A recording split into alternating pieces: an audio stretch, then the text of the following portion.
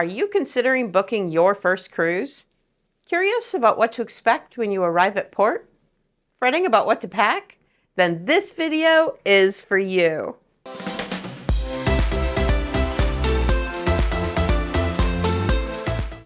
After being on many cruises, we've learned some key tips that first-time cruisers or even returning cruisers should consider to make the best of your well-earned vacation. If you find this video helpful, please hit the like button and subscribe to our channel to have easy access to all of our content. We really appreciate you helping our channel to grow. Now let's get started. Tip number 1, book your packages ahead of time to get a discount. Most people think that everything on a cruise is included in the price. Your cruise price does include cabin, food, some beverages, and most of the entertainment that you find on the ship. However, the cruise lines will offer you many ways to upgrade your experience at an additional cost. Examples include specialty dining, spa treatments, drink packages, internet packages, photography, shore excursions, and much, much more.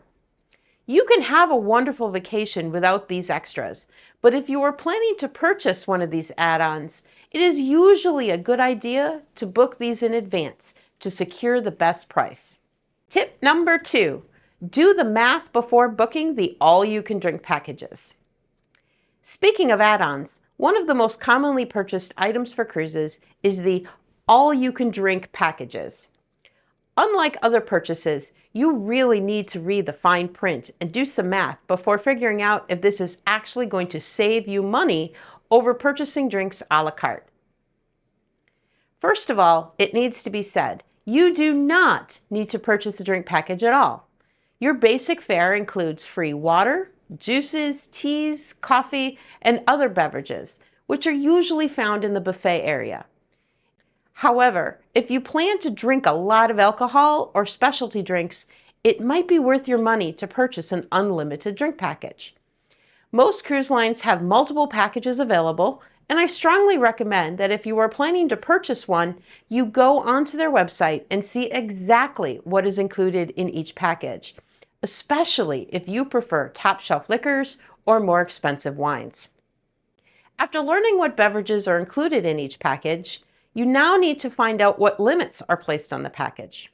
While advertised as all you can drink, most cruise lines put a limit on how much alcohol you can actually have within a day. For example, Carnival limits alcoholic drinks to 15 per day, and all cruise lines reserve the right to cut you off if you're intoxicated. Most drink packages also include soda, bottled water, energy drinks, and specialty coffees, usually with no limit. While doing the math on value, you also need to consider how many days you will be off the ship at different ports of call, as you usually cannot use your drink package when you are off the ship. The one exception to this is that some cruise lines allow you to use a drink package when on their private islands. However, if you're at a typical cruise port, you will need to purchase food and drink separately at local establishments. For example, on MSC, most of the drinks on their Easy package cost around $10 when purchased separately. However, if you spend a port day away from the ship, personally, I would be unlikely to drink 7 or 8 drinks upon my return to the ship in order to get ahead of the drink package that costs about $65 a day. Just for comparison, Carnival charges around $71 per day, and Royal Caribbean, it's about $80 per day for their drink packages. If your itinerary has you spending more than half of your cruise on shore, it can be really hard to actually drink enough to save yourself some money. Another important thing to consider with drink packages is the drinking habits of the people that you are traveling with. Cruise lines do not allow you to share a drink package, instead requiring every member of the cabin to purchase their own package. In other words, if one adult is not a heavy drinker, they still need to purchase the same drink package as the other adult in their cabin. Cruise lines also require people under the age of 21 in the same cabin to purchase a soda package, even really young children. So when calculating the value of purchasing a drink package, you will also need to account for the cost of these additional packages for your traveling companions. All right, tip number 3. Being on time is not optional. Cruise ships operate on very tight schedules, and they wait for almost no one. So arriving to your port city early is key to a stress-free embarkation process. Are you planning to fly to your cruise port? Plan to arrive at least one day before the ship is scheduled to leave, to account for delays or potential cancellations from the airlines. Being prompt also applies when getting off the ship at a port. You will see a clear sign that indicates what time all aboard is, and you need to honor that. This time is usually listed as ship time, which may not align with the local time. So as you're getting off the ship, double check the time on your phone or a watch, and if necessary, program an alarm into your phone, giving yourself plenty of time to return. If you are left behind at a port of call, it will be your responsibility to arrange travel, either to the next port or home, and the cruise line will not refund your money. The only late people that a cruise line will accommodate are people who have booked directly through the cruise line for their flights or excursions. So if you're planning your own travel or shore excursions, be sure to plan early. Tip number 4, passports are better than birth certificates. When traveling outside the United States, generally a passport is a requirement. Most cruise lines will allow people to travel with just a birth certificate on certain itineraries. But I have found this to not be nearly as convenient and potentially problematic. For that reason, we strongly recommend getting a passport prior to your travel. Why passports over birth certificates? Passports are the gold standard of identification. They make it significantly easier to go through customs as well as to board the ship in general. They also are a much better form of ID to have along if you are in a foreign country. For example, if you have a medical issue while in a port in, let's say, Jamaica or Belize, booking passage home without a passport could be really problematic. A huge concern with all important documentation is keeping it secure. We always travel with our passports, even when we travel domestically, and we put them into the safe in the hotel or in our cruise cabin. When going ashore, you can easily tuck a color photocopy of your passport into your purse or backpack, and then you don't have to risk losing the actual passport, and are covered if something happens when you're on shore. Color photocopies of birth certificates are not considered acceptable in most circumstances. Another common problem with birth certificates is that your name needs to match your photo ID exactly. This is an issue, especially for many women who've changed their name when they've gotten married or divorced. If you don't want to risk being denied boarding, I strongly recommend you apply for a passport. Tip number 5. How to purchase items on your cruise: cash or card. While on the cruise ship, your room card is key and is used for most purchases. Cruise lines tend to offer you a number of options to pay your bill, with attaching a credit card to your account being the most common. You will want to check the bill on the cruise app every few days, just to ensure you're not going over your budget. When on a cruise, there are a few situations where bringing some cash is actually a really good idea. We usually bring cash to use in many of the ports. Most of your establishments, including restaurants, bars, and taxis that are near cruise ports, even in foreign countries, will accept and actually prefer the American dollar, so don't feel the need to bring many different currencies with you. Having cash also allows you to better bargain for deals and is sometimes much more secure than giving your credit or debit card to a stranger in a foreign country. Additionally, if you plan to gamble in the casino, you may want to bring some cash.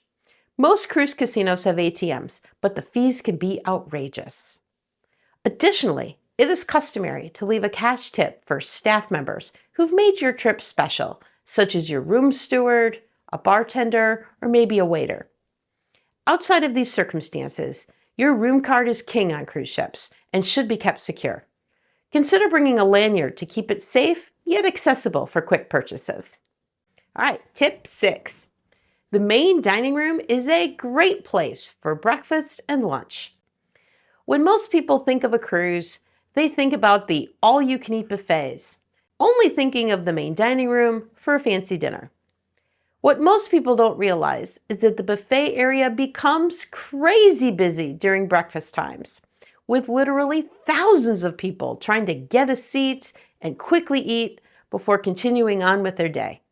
The breakfast menu usually consists of many of the same dishes that you find in the buffet, like eggs, bacon, bagels, and fruit, usually mixed with some other exclusive items. The service is usually pretty fast. Normally, you will have staff who will circulate with coffee and baskets of pastries, so you can actually start eating as soon as you are seated.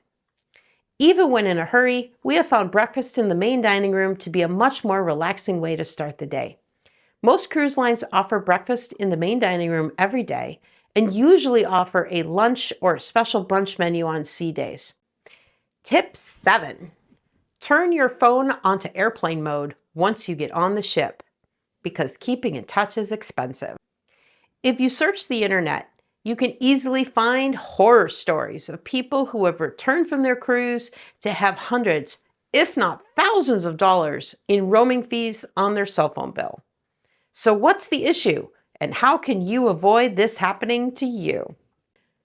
Most cell phone plans, even international plans, do not include cruise ships. So if you use your phone to make calls, texts, or if your smartphone is searching for updates, which most of them do automatically, it is using data that can cost you a pretty penny in roaming charges. When you switch your phone to airplane mode, this disables your phone's antenna, which automatically searches for cell phone towers. Once in airplane mode, you can turn on your phone's Wi-Fi capabilities, and this will allow you to log into the ship's Wi-Fi network. You need to do this regardless if you've purchased an internet package, as if you leave the antenna on, it will continue to search for signal, even if you're using the ship's Wi-Fi. Ship internet packages are extremely expensive, starting around $15 to $20 per person per day. This doesn't even include the ability to stream videos, which you can, of course, pay extra for. We have a cell plan that allows us free data and texting throughout North America and the Caribbean, although not on cruise ships.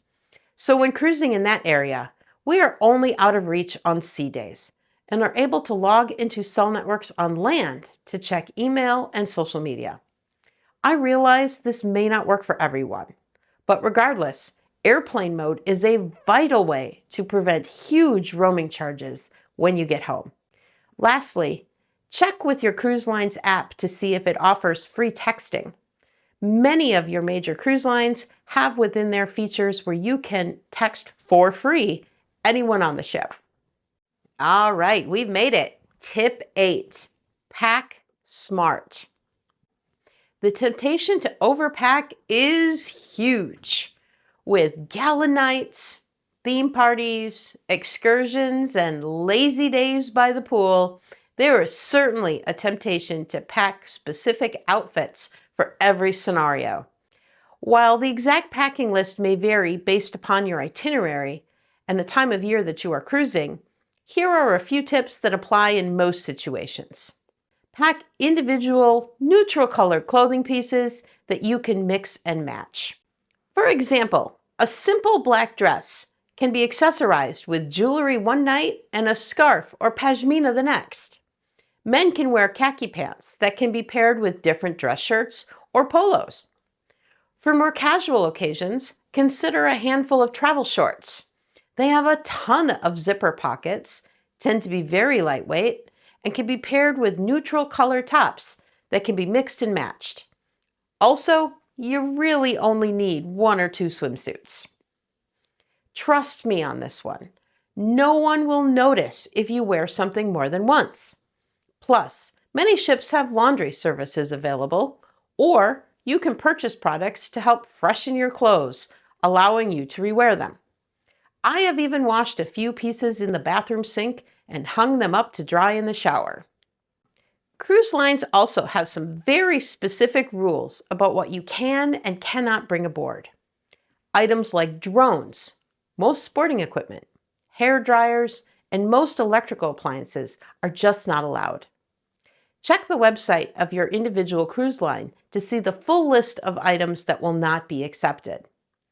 Also, consider bringing a non-surge power strip or a European power adapter to make sure that all of your phones, cameras, and other devices stay charged.